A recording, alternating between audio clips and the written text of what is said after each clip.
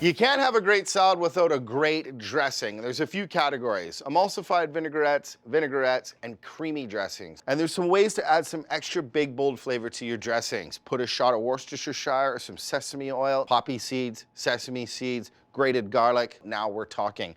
Let's make one together. I'm gonna make an emulsified dressing. So start with a nice shot of apple cider vinegar and Dijon mustard. Dijon mustard has lecithin in it, and it coats water molecules so they blend with the oil. I'm gonna use a neutral oil, grapeseed oil, and the dressing's all about the balance. Put a drop of honey in it, just something nice and sweet to balance it out. So that's the base, and this is where you can really start to flavor it.